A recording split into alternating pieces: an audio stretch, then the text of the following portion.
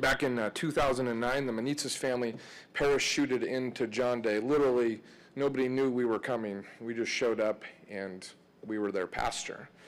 And we argued with God all the way to John Day and all the way back because we weren't going to go there, and because of comfort. It was too far away from family. It was too far away from friends. And so before I get to my story, I want to say two things. One is I love it. I love pastoring in John Day. And you can't have my job, okay? I love it very, very much, in spite of what I'm about to share with you. In Luke chapter 14, Luke's just recorded Jesus' teaching about an invitation to enjoy the banquet in the kingdom of heaven, and it was free for all who would respond to Jesus. And now Luke's recording Jesus' teaching that even though the banquet or salvation was free, discipleship was costly. And salvation guarantees heaven, but it also calls for a complete commitment to Jesus. And so Luke writes in chapter 14, starting in verse 25, he says, "Now great crowds accompanied him, and he turned and he said to them, 'If anyone comes to me and does not hate his own father and mother and wife and children and brothers and sisters, yes, even his own life, he cannot be my disciple. Whoever does not bear his own cross and come after me cannot be my disciple.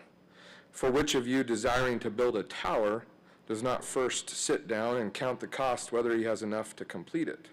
Otherwise, when he has laid a foundation and is not able to finish it, all who see it begin to mock him, saying, "This man began to build and was not able to finish."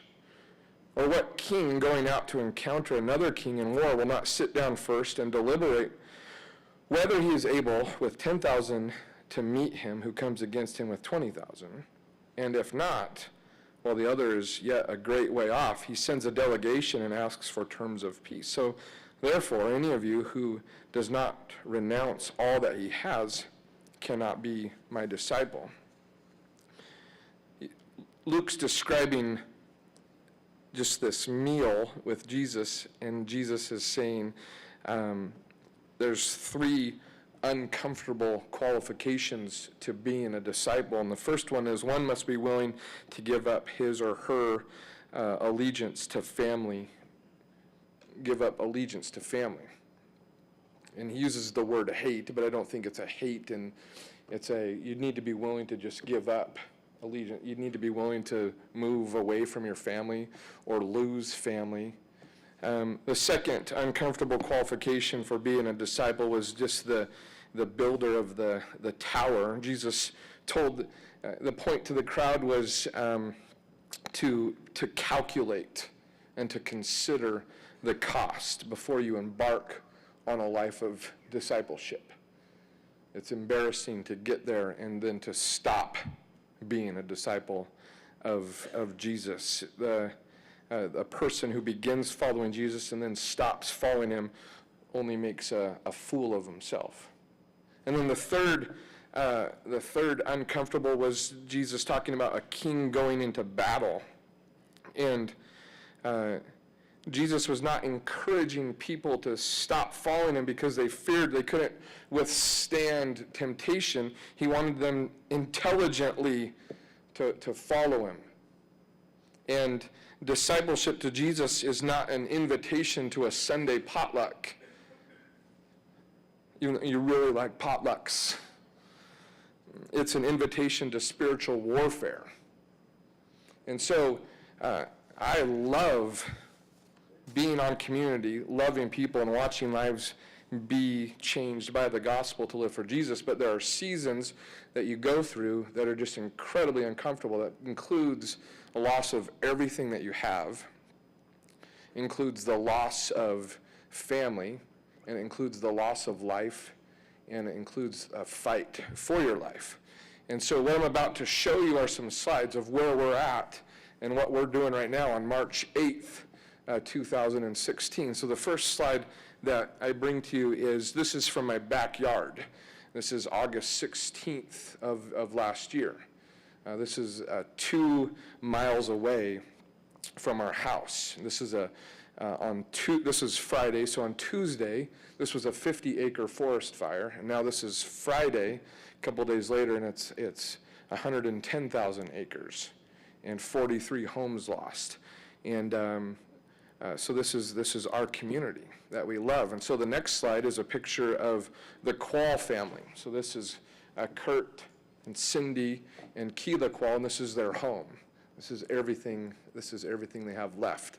And I had a privilege of just going up the road and being with them as they lost everything. And this is just this is one family in our church. We had 3 homes in our church with this exact same picture in front of them. And so you don't know what to do. You just it's uncomfortable, and you just walk with them. And so then you got the whole community, and CB Northwest just showed up. Prineville brought a couple truckloads over. People were sending funds and money and things, and we had to turn stuff away. Like, can we bring clothes? No, just send money. All right, so they sent money and water, and our building turned into a housing center and a care place. We hosted the Medford Fire Department for 3 days. Pays to know Pastor Levi. You know, one of the captains was a good friend of mine, and so we put the fire department up there. And so just incredibly uncomfortable. So that's on Friday. This next picture is a picture of a young man, 17 years old. This is Leonard Radinovich. So fire Friday, 43 homes lost, community spinning out of control. 8 o'clock Sunday morning, this young man dies in a car accident. When your graduating class is 30 kids and you lose this young man, it's just another punch. So discipleship is the cost of discipleship. Even means dealing with the loss of life and community in the midst of losing everything that you own. So leave church, go to the hospital, caring for that family.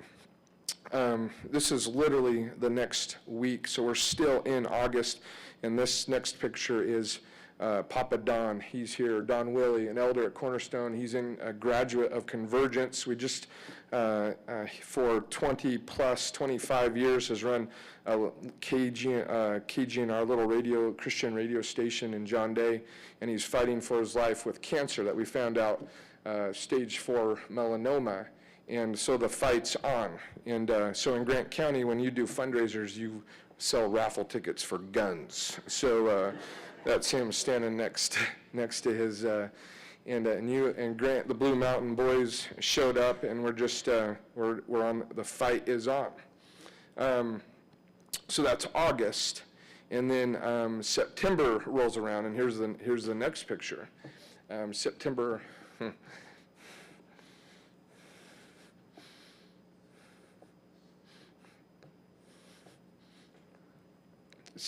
8th. It's the day after Labor Day. My mom and my dad were riding bicycles in Newburgh, and they were hit by a car. And my mom died instantly, and my dad died 10 days later at OHSU. And we're a long ways away. The elders meet at the house. We're like, what do we do? We'll drive you over there. I just want to fly. So one of the elders leaves, and he comes back, and like, you're on a plane in 30 minutes. Like, it's a Cessna 182. So they get us to Newburgh in an hour and a half, and so we've been kind of spinning out of control since September 8th. And you gotta sell a house, and you gotta sell everything. I'm gone for about 6 weeks from the church, and Prairie Baptist sends a couple of their older elders over and fills the pulpit, and the mission of being a community showed up. So we're still in a real uncomfortable spot where we've just even communicated to our church. We don't know what we're doing right now, and yet the church is like, that's okay. We're just going to keep riding the wind, and just going to keep going for it.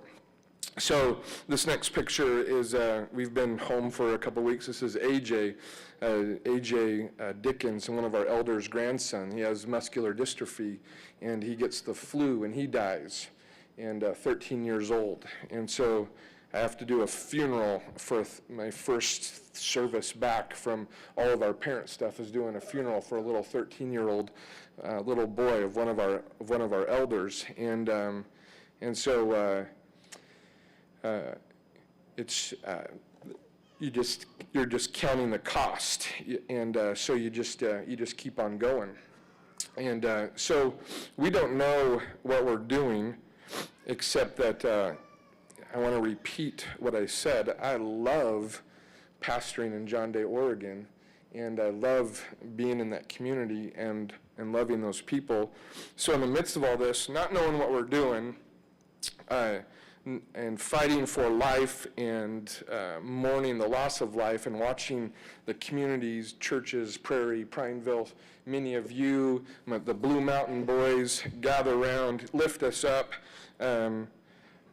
We're just gonna keep going. So we decided in the midst of all this, we'd do something crazy. So we rented the fairgrounds for Easter, and we're gonna do an off-campus Easter service. And we went to a restaurant. We're gonna cater lunch. So we're gonna have Easter service and lunch, and we're hoping for 300 people and 150 people at this lunch. And we're gonna move our baptistry, which is a water trough, into the fairgrounds, and we're gonna fill it up, and we're gonna baptize people spontaneously. We'll do the 3-hour baptism class after they're baptized.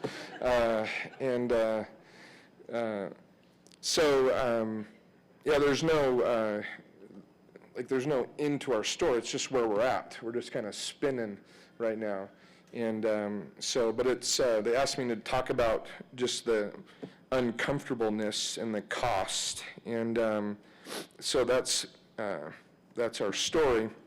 So we're just going to keep riding the wind and paddle, because there's some times when you want to get out of the airstream, and paddling sounds really good sometimes, or just not doing anything. And there's been those moments. And so I just want to say thank you, because many of you know our story, and you know what we're doing, and just trust that we're doing pretty good, and we're just going to keep riding the wind. And so thank you. Love you very much for your prayers.